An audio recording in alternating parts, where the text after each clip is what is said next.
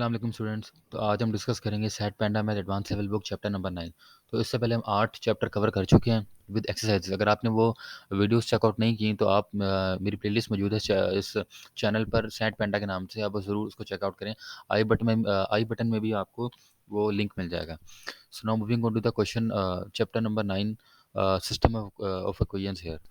So first moving on to the introduction here. यहाँ पर हमें बताया गया है कि सिस्टम ऑफ इक्वेशंस क्या होती हैं, जिसमें एक्स और वाई वेरिएबल्स इन्वॉल्व हों, जिसमें डिजिट्स इन्वॉल्व हों, तो उन्हें इक्वेशंस कहा जाता है, सिस्टम ऑफ इक्वेशन कहा जाता है। जब भी इक्वल टू का साइन आता है ना, तो उस चीज़ को इक्वेशन कहते हैं। जब एक से ज़्यादा आ जाएंगी तो सिस्टम बन जाता है वो एक, ठीक है। तो इसके दो मेथड यहाँ पर बयान किए गए हैं, एक है सब्स्टिट्यूशन मेथड, एक होता है एलिमिनेशन मेथड, ठीक है। तो सब्स्टिट्यूशन मेथड में क्या होता है, मैं आपको इसी से एग्जांपल देता हूँ। नीचे भी वही एग्जांपल दी गई है। मिसाल के तौर पे यहाँ पर हमारे पास ये दो इक्वेशन दी गई हैं, -5x + y equal to -7 and -3x - 2y equal to -12। अब सबसे पहले बात करते हैं यहाँ पर सब्स्टिट्यूशन मेथड की। सब्स्टिट्यूशन मेथड में यूँ करूँगा मैं कि पहले मैं x की या y की वैल्यू निकाल लूँगा, जो मेरे लिए आसान होगा, ठीक है। अब चूँकि यहाँ पर y के साथ कोई कोफिशिएंट नहीं है, कोई डिजिट नहीं है, तो मेरे लिए y की वैल्यू निकालना आसान होगा। तो ये y की वैल्यू निकाल के मेरे पास बनेगा y इक्वल टू -7 + 5x, ठीक है। और यहाँ पर मैं इसको यूँ में लिख सकता हूँ +5 - 7 +5x - 7, ठीक है। अब मेरे पास y की वैल्यू आ गई है और इस y की वैल्यू को मैं दूसरी जो इक्वेशन है उसके अंदर पुट कर दूंगा, ठीक है। तो मैंने -3 उसकी थी, -3x - 2y इक्वल टू -12 था, ठीक है। तो मैंने y की जगह ये वैल्यू पुट कर दिया 5x - 7, ठीक है। और फिर मैंने वही -12 पुट किया, तो मेरे पास x की वैल्यू आ गई, ठीक है। अभी इस x की वैल्यू को मैं पहली इक्वेशन में पुट कर दूंगा, ठीक है। जैसे यहाँ पर थी -5x + y, तो -5x + 2 कर दूंगा, ठीक है। सॉरी, हाँ, -5 के -5 x की जगह मैं 2 पुट करूँगा ना, तो फिर मैं y की वैल्यू निकाल लूँगा, ठीक है। तो मेरे पास y की वैल्यू निकलेगी 3। तो इस तरह मेरे पास जो एक सॉल्यूशन निकला, जब जब भी आप देखेंगे ना ये 2, मिसाल के तौर पे यहाँ पर दिया गया ब्रैकेट में 2 और कोमा 3 दिया गया, तो पहली जो वैल्यू होगी 2 वो x को शो करती है, जो 3 होगी वो y को शो करेगी। पहली x को शो करेगी, दूसरी y को शो करेगी, ठीक है। तो इस तरह जो है आप दोनों इस सिस्टम ऑफ इक्वेशन से x की वैल्यू भी और y की वैल्यू को आसानी से निकाल सकते हैं। Now moving on to the elimination method. अब दूसरा मेथड है इसका एलिमिनेशन। तो यहाँ पर आप पॉज करके भी पढ़ सकते हैं कि इसमें क्या एक्सप्लेनेशन लिखी है उन्होंने। तो यहाँ पर ये बताया गया है, मिसाल के तौर पे यहाँ पर दोबारा से दो इक्वेशन दे दी है, -10x + 2y equal to -14, -3x - 2y equal to -12, ठीक है। एलिमिनेशन मेथड के अंदर आपने यूँ करना है कि आपने ना दो को बराबर करना है। अभी देखें ये शुरू से पहले से ही ना हमें क्वेश्चन में दिया गया दोनों बराबर हैं, ठीक है। -2y + 2y आप इसे प्लस कर देंगे और ये एक दूसरे से कैंसिल हो जाएंगे, ठीक है। फिर x की वैल्यू को और ये जो दो कोफिशिएंट है इनको आपने बराबर कर लेना है, ठीक है। यहाँ पर अगर बराबर नहीं होंगे तो आप सूटेबल डिजिट से मल्टीप्लाई करके आप आसानी से फिर माइनस या प्लस कर सकते हैं, ठीक है। अगर तो माइनस प्लस, अगर तो बासानी प्लस हो रहा है ना, पहले से डिजिट ऑपोजिट है तो प्लस कर दें, अगर नहीं हो रहे तो साइन को चेंज कर दें, माइनस कर दें वो, ठीक है। तो ये सारी चीज़ें हम पिछली वीडियोस में भी डिस्कस कर चुके हैं, ठीक है। तो यहाँ पर एलिमिनेशन मेथड इस्तेमाल किया, 2 जो है वो कैंसिल हो गया, तो -13x बन जाएगा। ऐड किया ना यहाँ पर, क्योंकि वो तो पहले से माइनस में था, इन सबको ऐड किया हमने सिर्फ, ठीक है। तो -13x - 26 बन जाएगा। और y इक्वल टू जो है यहाँ पे x की वैल्यू तो है जो निकलेगी ना यहाँ पे, वो 2 निकलेगी ना, हाँ, x की वैल्यू यहाँ पर 2 निकलेगी। फिर x की वैल्यू को पुट कर दें किसी भी इक्वेशन में, तो y की वैल्यू निकल आएगी, ठीक है। तो इस तरह x इक्वल 2 बन जाएगा, y इक्वल टू 3 बन जाएगा, ठीक है। तो यहाँ पर इन्होंने ये मेथड बताया हुआ है। अब वो बता रहा है कि ये सॉल्यूशन है बेसिकली ना, मतलब जो आप मैंने ऊपर बताया था जैसे आपको कि यहाँ पर देखें ज़रा, यहाँ पर ब्रैकेट के अंदर 2 और 3 लिखा है, x जो है वो 2 है, y इक्वल टू जो है वो 3 है, इस तरह। तो ये सॉल्यूशन है बेसिकली, ठीक है। तो इसी तरह ही यहाँ पर अगर आप देखें तो वो कौन से सिस्टम ऑफ इक्वेशंस होंगी जिनमें सॉल्यूशन ही नहीं निकलेगा, ठीक है, इसका कोई सॉल्यूशन होगा ही नहीं। मैं आपको सिर्फ एक शॉर्ट ट्रिक बता देता हूँ कि इसमें देखने का क्या तरीका है, ठीक है। अब आप ये कंसीडर करें कि ये सिस्टम ऑफ इक्वेशन है, ठीक है। 3x + 2y equal to 5 system of equation है, 3x + 2y इक्वल टू 4 की -4 ये सिस्टम ऑफ इक्वेशन है, ठीक है। अब ये जो है 3x + 2y, 3x + 2y is equal to से पहली वाली जो चीज़ है ना, ये सारी की सारी जितनी भी चीज़ें हैं ये इसे कंसीडर कर लें लेफ्ट हैंड साइड, ठीक है। इसे कंसीडर कर लें राइट हैंड साइड, ठीक है? जब भी कभी, ठीक है, वो क्वेश्चन में हमने ये हमें जो है वो सिस्टम ऑफ कोहेरेंस देके पूछ सकता है कि इनमें से वो कौन-सी सिस्टम ऑफ कोहेरेंस है जिसका कोई सॉल्यूशन नहीं निकलेगा। तो आपने यूँ करना है कि जब भी लेफ्ट हैंड साइड जो है वो बराबर होगी आपस में, ठीक है, और राइट हैंड साइड डिफरेंट होगी, तो उस सिस्टम का कोई सॉल्यूशन निकलेगा ही नहीं, ठीक है? ये मैं एक शॉर्ट ट्रिक बता रहा हूँ, एक जुगाड़ समझ लें इस चीज़ को एक, ठीक है? ये क्वेश्चन में पूछा जा सकता है कि आपको 3-4 सिस्टम ऑफ कोहेरेंस पूछ लेगा वो, और वो कहेगा कि इनमें से बताओ कौन-सा सिस्टम ऑफ कोहेरेंस है, इसका कोई सॉल्यूशन है ही नहीं, ठीक है? तो ये जुगाड़ ये है कि जो लेफ्ट हैंड साइड जो है ना बराबर होनी चाहिए, या तो बराबर होनी चाहिए या उसका मल्टीपल होना चाहिए, ठीक है? अब ये देखिए बराबर है, 3x+2 है, 3x+2 है, ये दोनों बराबर हैं। जबकि राइट हैंड साइड डिफरेंट है, 5 में एक -4 है, ठीक है? प्लस में एक नेगेटिव है, एक 5 है, एक 4 है, ठीक है? तो इस सिस्टम का कोई सॉल्यूशन नहीं होगा, ठीक है? पॉज़ करके भी आप सारी इस एक्सप्लेनेशन को पढ़ सकते हैं, लेकिन मैं आपको जुगाड़ बता रहा हूँ कि आप किस तरह फाइंड आउट कर सकते हैं, ठीक है? जब लेफ्ट हैंड साइड जो है वो बराबर होगी, राइट हैंड साइड डिफरेंट होगी, तो उसका कोई सॉल्यूशन नहीं होगा, ठीक है? या उसका मल्टीपल होगी। आप यहाँ देखें ज़रा, यहाँ पर ये राइट हैंड साइड तो डिफरेंट है, वो तो पता लग ही रहा है 5 और -8, यहाँ पर किस तरह बराबर है? यहाँ पर ये मल्टीपल है, 3 का मल्टीपल, तो 3 के टेबल में 6 आता है, 3 2 ज़ा 6, 2 2 ज़ा 4 आता है, तो ये 4 आ रहा है, मतलब उसके मल्टीपल में आ रहा है, ठीक है? अब 3 को 2 से मल्टीप्लाई, मतलब 3 को 2 से मल्टीप्लाई करो तो 6 आएगा, 2 को 2 से मल्टीप्लाई करो तो 4 आएगा, मतलब एक डिजिट मल्टीप्लाई करने से दोनों बराबर आ रहे हैं। इसका मतलब ये हुआ, तो ये इसका मतलब ये होगा कि इसका कोई वो ये भी वही सिस्टम है, कोई है ना जिसका कोई सॉल्यूशन नहीं होगा, ठीक है? या तो लेफ्ट हैंड साइड, जब लेफ्ट हैंड साइड बराबर हो और राइट हैंड साइड डिफरेंट हो, ठीक है? या लेफ्ट हैंड साइड में एक सिस्टम में कोई जो है वो दूसरे का मल्टीपल हो, तो उसका कोई सॉल्यूशन नहीं होता, ठीक है? ये जुगाड़ है बेसिकली यहाँ पर, ठीक है? आप सारी एक्सप्लेनेशन यहाँ पे दी गई है। अब इसी तरह आप यहाँ देखें, यहाँ यहाँ पर दिया गया है कि जी -ax-12y = 15 और 4x + 3y = -2। वो कह रहा है कि if the system of equations above has no solution, अब ज़ाहिर सी बात है कि कोई सॉल्यूशन नहीं है इसका, तो हमें a का वैल्यू निकालना है। अब या तो ये होता कि ये दोनों बराबर होते, अगर आप गौर करेंगे यहाँ 3 है, यहाँ 12 है। अब इसका मतलब ये है कि ये वो सिस्टम ऑफ इक्वेशन नहीं है जिसमें दोनों बराबर थे। अब ये मल्टीपल वाला केस आ गया है, ठीक है? तो मल्टीपल वाला केस आ गया। अब यूँ करें कि 4 को किससे मल्टीप्लाई करें कि यहाँ पर इस चीज़ से, मतलब यूँ करें, यहाँ पर भी यूँ करें कि ना, अगर मैं ईज़ी मेथड से बताऊँ आपको, तो जिस तरह यहाँ पर बताया गया कि we must get the coefficients to match, coefficients को मैच होना चाहिए, ठीक है? जैसे 4x + 3y है, अब मैं इसको 3 से मल्टीप्लाई कर दूँ, ठीक है? तो ये 3 3 9 बन जाएगा, ठीक है? ये 4 3 12 बन जाएगा, ठीक है? अब चूँकि हमें इस y को मैच करना है ना, तो 3 को किससे मल्टीप्लाई करूँगा? 4 से मल्टीप्लाई करूँगा, तो 4 3 12 बन जाएगा, और 4 को इससे भी मल्टीप्लाई करना पड़ेगा, 4 4 16 बन जाएगा। अब इसका मतलब ये हुआ कि जो a की वैल्यू आएगी वो 16 आएगी, ठीक है? तो जिस तरह यहाँ पे उन्होंने एक प्रोसेस बता दिया ना, तो आपने बस मैच ही करना है इस चीज़ को, ठीक है? तो इनफ़ाइनाइट सॉल्यूशन वाला भी एक यहाँ पे टाइप है। जिस तरह नो सॉल्यूशन में मैंने आपको बताया था कि लेफ्ट हैंड साइड जो है, दोनों इक्वेशन आपस में बराबर हों, ठीक है? या फिर आपस में जो है वो उसका मल्टीपल हो, ठीक है? तो उसे कहते हैं in no solution. Infinite solution में ये होगा कि जब दोनों की दोनों ही बराबर हो जाएँ, मतलब लेफ्ट हैंड साइड भी बराबर हो, राइट हैंड साइड भी बराबर हो। अब देखें देखें ज़रा, लेफ्ट हैंड साइड आपस में बराबर है, 3x 2y 2y, right hand side भी बराबर है, 5 और 5, ठीक है? तो इसका मतलब है इसका कोई सॉल्यूशन इनफ़ाइनाइट सॉल्यूशन होंगे, ठीक है? वो जुगाड़ था नो सॉल्यूशन के लिए, ये जुगाड़ है इनफ़ाइनाइट सॉल्यूशन के लिए, ठीक है? तो ये इनफ़ाइनाइट सॉल्यूशन जो है वो कंसीडर करेंगे इनको। ये आपसे ये पूछा जा सकता है ना कि बताएँ कौन से सिस्टम ऑफ इक्वेशन है जिसके इनफ़ाइनाइट सॉल्यूशन है, जिसके नो सॉल्यूशन है, इस तरह करके। ठीक है? तो आप इस तरह जो है इसको फाइंड आउट कर सकते हैं। बगैर उसको आप कोई और मेथड अप्लाई किए, बस जुगाड़ है सिंपल, आप इसको याद रखें, ठीक है?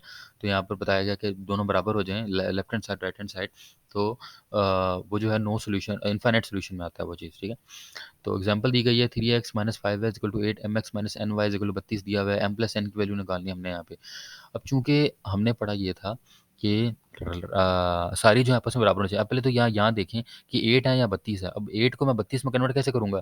जब मैं 8 को 4 से मल्टीप्लाई करूँगा ना, तो इसका मतलब ये होगा कि मुझे इसको 4 से मल्टीप्लाई करना पड़ेगा, उस ऊपर वाले डिजिट को 4 से मल्टीप्लाई करेंगे, ठीक है? अब जितना भी बनेगा तो मतलब x जो है वो m कह लो, ठीक है? मतलब जहाँ पर जो 3 है वो m है, और यहाँ पर जो y है, जो 5 है, जो n है, ठीक है? जो उनकी वैल्यू बनेगी उनको प्लस कर देना, ठीक है? अब 3 या ऊपर वाली जो इक्वेशन है, इसको मल्टीप्लाई करेंगे 4 से, तो ये बनेगा 4 3 12, ये बनेगा 4 5 20, ठीक है? m + n था चूँकि, तो 20 प्लस और क्या कहते हैं कि हाँ, 20 प्लस और 12 कर देंगे, ठीक है? 4 3 12 बनता है, तो ये 32 आंसर बन जाएगा इसका, ठीक है? प्रॉपर सॉल्यूशन भी इसका दिया हुआ है यहाँ पे।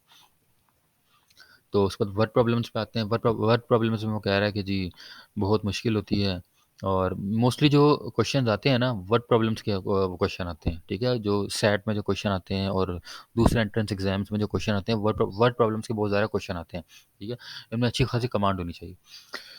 तो वो इस तरह बता रहा है, ग्रुप ऑफ 30 स्टूडेंट्स हैं, ठीक है, उन्होंने लंच किया है और रेस्टोरेंट से उन्होंने कहा है जी ईद ईच स्टूडेंट जो है वो तो बर्गर ले सकता है या तो सैलड ले सकता है, ठीक है। जो बर्गर है $5 का है और सैलड जो है वो $6 का है, ठीक है। तो उन सब ने ना $162 जो है वो खर्च किए हैं। तो कितने स्टूडेंट्स ने जो है बर्गर जो है वो ऑर्डर किए होंगे? अब यहाँ पर सिस्टम ऑफ इक्वेशंस के लिहाज से उसको सॉल्व किया गया। किया गया कि एक्स प्लस वाई, एक्स जो है वो कंसिड्यूम कर लें कि लेट एक्स भी द, हाँ, एक्स जो है वो नंबर ऑफ स्टूडेंट्स हैं एंड वाई भी द नंबर ऑफ, एक्स जो है वो नंबर ऑफ स्टूडेंट्स हैं जिन्होंने बर्गर ऑर्डर किया है, वाई जो है जिन्होंने सैलड ऑर्डर किया है। तो वो टोटल 30 स्टूडेंट है ना, मतलब हमें तो नहीं पता कितने स्टूडेंट हैं, लेकिन हमने फाइंड आउट करना है, तो एक्स प्लस वाई 30 बन जाएगा, ठीक है। और चूंकि बर्गर $5 का है, जिन्होंने पाँच एक्स जो है स्टूडेंट्स थे ना जिन्होंने बर्गर बर्गर ऑर्डर किया, वो $5 का है। वाई नंबर ऑफ स्टूडेंट जिनको सैलड ऑर्डर किया, सैलड जो है $6 का है। ये टोटल $162 जो इन्होंने खर्च कर दिए। तो वो कौन कितने स्टूडेंट्स हैं जिन्होंने बर्गर ऑर्डर किया? बर्गर से मुराद ये हुआ कि हमने एक्स यहाँ पर फाइंड करना है। अब यहाँ पर सिंपली आप एक्स फाइंड कर लें, एलिमिनेशन मेथड यूज़ करें, सब्स्टिट्यूशन मेथड यूज़ करेंगे, जो मर्जी यूज़ करें, तो एक्स इक्वल टू 18 आंसर आ जाएगा। तो 18 वो स्टूडेंट्स हैं जिन्होंने बर्गर को ऑर्डर किया था।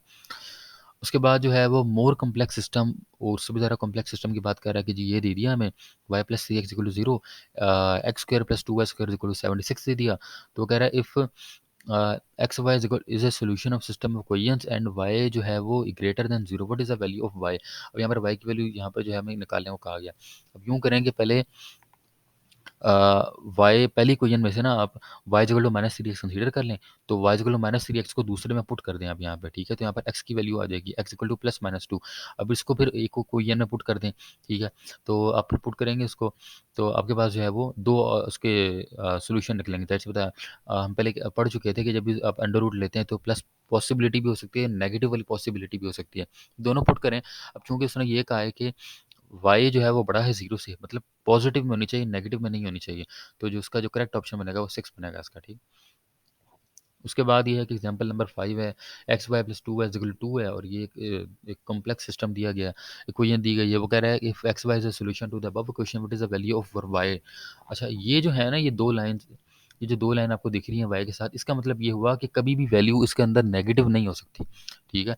ये एब्सोल्यूट एक साइन होता है, इसका मतलब ये होगा कि एक परफेक्ट साइन होता है, एब्सोल्यूट का साइन होता है कि जिसमें आपके पास जो है वो वैल्यू जो होगी कभी भी नेगेटिव नहीं हो सकती, ठीक है, वो हमेशा पॉजिटिव ही होगी। मतलब वाई के अंदर अगर कुछ भी इन दो लाइन्स के अंदर कुछ भी मौजूद होगा ना, तो आप उसको पॉजिटिव ही कंसीडर करेंगे। अगर नेगेटिव भी मौजूद हो, अलबत्ता तो होगा नहीं, अगर हो भी तो आपने पॉजिटिव ही कंसीडर करना है, उसको नेगेटिव का भी कंसीडर करना ही नहीं है, ठीक है। तो इस तरह अब जैसे यहाँ पर दिया गया है, इसको सॉल्व किया गया, x y plus two y इतना दे दिया आपको, ठीक है। तो आपने यहाँ पर पहले तो वाई की वैल्यू निकाल ली, इतनी दे दी है। अब इसका मतलब ये हुआ कि वाई जो है वो one two over x plus two के बराबर हो रहा है, ठीक है। तो वाई बाई टू बराबर हो जाएगा one over x plus two के, और इसका मतलब ये हुआ कि one over x plus two जो है वो वाई के बराबर आ जाएगा, ठीक है। अब यहाँ पर वाई की वैल्यूज़ को पुट कर देंगे, ठीक है, जिस तरह यहाँ उन्होंने प्रॉपर सोल्यूशन दिया हुआ है। यहाँ पर प्रॉपर सोल्यूशन दिया, तो उन्होंने वाई की वैल्यू निकालनी थी ना, हमने हमने वाई की वो वैल्यू निकालनी थी जो पॉजिटिव में हो, ठीक है। अब चूंकि आप आपने वाई की वैल्यू पुट की यहाँ पे, तो इस तरह वाई की दो वैल्यूज़ बनती हैं, एक प्लस फोर, एक माइनस सिक्स, ठीक है। अब चूंकि हमने पॉजिटिव वाली लेनी थी, तो इसका जो आंसर होगा वो फोर ही होगा, ठीक है। अब यहाँ पर उन्होंने जिस तरह कहा है कि हाँ, ये कंसीडर कर सकते हैं कि जी फोर तो वैसे पॉजिटिव है, माइनस सिक्स भी है ना अगर, तो वो उसके अंदर जाके पॉजिटिव ही कहलाएगा, तो या तो चार होगा या छः होगा। तो यहाँ मेरा ख्याल है उन्होंने यहाँ पे कोई एमसीक्यू नहीं था, बेसिकली क्वेश्चन ही था, एग्जाम्पल ही थी ये। तो उसके लिहाज से फिर आपको आंसर को जज करना पड़ेगा कि अगर पॉजिटिव में होगा अलबत्ता तो पॉजिटिव में ही लोगे इस चीज़ को, ठीक है। अगर दोनों होंगे पॉजिटिव में तो दोनों को आप जो है वो बहुत पे टिक कर देंगे इसको। उसके बाद जो है एग्जाम्पल नंबर 6 है, x Y at X Z इतना वाई जी इतना, what is the value of X Y Z? तो ये जो क्वेश्चन होते हैं ये भी कॉमन सेट मैथ में बहुत होते हैं, और ये बहुत पेपर में आते हैं ये वाले क्वेश्चन भी, ठीक है। अब यहाँ कहा गया कि जी एक्स वाई जी को निकालो। तो उनको निकालने का तरीका ये है कि आप इन सबको मल्टीप्लाई कर दें, ये बन जाएगा x square y square g square equal to 400। अब क्योंकि एक्स वाई जी निकालना था तो अंडर रूट ले लें दोनों तरफ, ठीक है। तो 20 का आंसर बन जाएगा। उसके बाद ग्राफ्स पे मूव ऑन करते हैं कि ग्राफ हमें बताया गया, आपको सबको ग्राफ्स का तो पता ही होगा कि ग्राफ्स में एक सिस्टम ऑफ इक्वेशन यूज़ होती है, Y equal to M X plus C, ठीक है। तो एम से मुराद यहाँ तो स्लोप होता है, एक्स से मुराद यहाँ पर वेरिएबल होता है, तो सी से मुराद यहाँ पर इंटरसेप्शन होती है। तो उसी को बेसिकली एक्सप्लेनेशन कर रहा है कि जब दो लाइनें मीट करती हैं ना आपस में, तो उसे इंटरसेक्शन पॉइंट कहा जाता है। ठीक है। जिसने इक्वेशन है Y equal to M X plus C. ठीक है। तो ये जो इक्वेशन है, ठीक है। अब यहाँ पर एक हमें दिया गया है, ये क्वाड्रेंट्स कहलाते हैं ना बेसिकली, ये फर्स्ट क्वाड्रेंट, ये सेकंड क्वाड्रेंट, ये थर्ड क्वाड्रेंट, ये फोर्थ क्वाड्रेंट। ठीक है। तो अब यहाँ पर एक दो लाइंस दे दी हमें, दो लाइन यहाँ पर मीट करती हैं, यहाँ पर इंटरसेक्ट करती हैं। अब ये तो ग्राफ पे पता लगेगा कि कौन सी जो है यहाँ पर लाइन आ रही है। ठीक है। तो यहाँ तो हमें डायरेक्टली बताया हुआ है ना कि 2 और 3 है, इस तरह करके 2 से हमारा यहाँ पर एक्स हुआ, वाई से हमारा 3 से हमारा यहाँ पर वाई हुआ। तो ये जो पॉइंट है यहाँ पर इंटरसेक्शन जो है वो पॉइंट कहलाएगा ये। ठीक है। तो ये तो बेसिक जनरल आइडिया है इसका। There is only one intersection now, as you can see here. यहाँ पर हमें बताया गया है कि y minus two x is equal to one, y minus two x equal to minus three. अब हम ये केस पहले पढ़ चुके हैं कि भाई जब लेफ्ट हैंड साइड जो है आपस में बराबर होंगी या उसका मल्टीपल होंगी तो उसका कोई सोल्यूशन नहीं निकलेगा।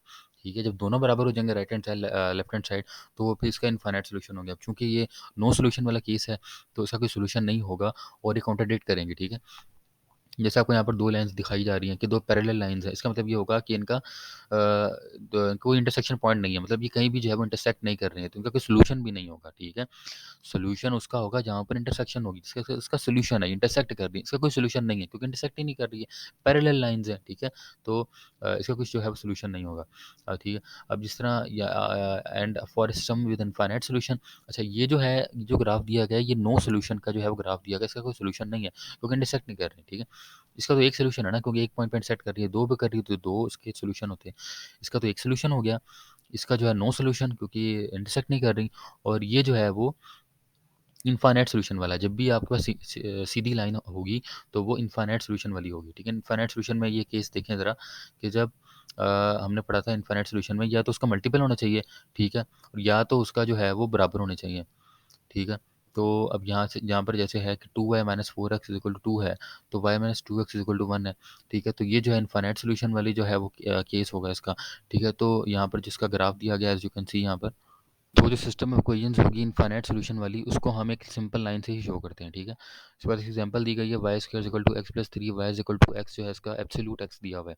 तो यहाँ पर एक हमें एक ग्राफ बना के दे दिया उसने। ठीक है। यहाँ पर तो वो कह रहा है इसके कितने सोल्यूशन होंगे। अब सबसे पहले तो आप ये नोट करें कि ये कितने पॉइंट्स में इंटरसेक्ट कर रहा है। एक तो ये पॉइंट हो गया इंटरसेक्ट, सॉरी, एक तो ये पॉइंट हो गया इंटरसेक्ट वाला और एक ये पॉइंट हो गया इंटरसेक्ट वाला। ये दो ही सिर्फ पॉइंट्स हैं जहाँ पे इंटरसेक्शन हो रही है, बाकी कहीं भी इंटरसेक्शन नहीं होती है। बस बेसिकली दो लाइंस है ना, एक तो लाइन है यूँ देखें ये नीचे की तरफ आ रही है, फिर एक यूँ ऊपर की तरफ जा रही है, फिर एक ये कर्व सी लाइन है। ठीक है। तो ये एक पॉइंट हुआ, ये दूसरा पॉइंट हुआ जहाँ पे इंटरसेक्ट कर रहे हैं। ठीक है। तो इसके फिर जो है वो दो इसके सोल्यूशन होंगे, तो इसका जो है ऑप्शन इसका बीटा बनेगा।